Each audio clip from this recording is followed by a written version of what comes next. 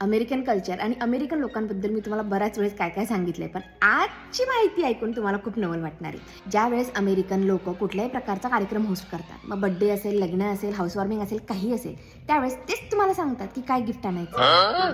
Yes, invitation सोबत गिफ्टची पण list मिळते. हे लिस्ट आहे, या वस्तू आहेत, तुम्हाला जे हवं ते घेऊन या. आय नो, आपल्यासाठी हे खूप वेगळं आहे, पण अमेरिकन लोक खूप प्रॅक्टिकल असतात. तर या प्रकाराला म्हणतात गिफ्ट रजिस्ट्री. ज्या व्यक्तीकडे कार्यक्रम आहे तो एक गिफ्टची लिस्ट बनवतो आणि ती एखाद्या वेबसाईट किंवा एखाद्या दुकानातली असते. आणि ज्यावेळेस गेस्टला इन्व्हिटेशन जातो त्यावेळेस त्यांना हेही कळतं की कुठल्या कुठल्या वस्तू घेऊन जायला हव्या. ज्यावेळेस ही लिस्ट सगळ्या गेस्टला जाते आणि एखाद्या व्यक्तीने ठरवलं की मी ही वस्तू देणार आहे, तर त्यांनी ते नाव त्या वस्तूच्या समोर ऍड करावं लागतं आणि ती वस्तू ब्लॉक होऊन जाते. म्हणजे दोन व्यक्ती एकच वस्तू नाही आणत, प्रत्येक जण वेगवेगळी वस्तू घेऊन येतं. अमेरिकन कल्चर बद्दलची ही गोष्ट तुम्हाला माहिती होती का?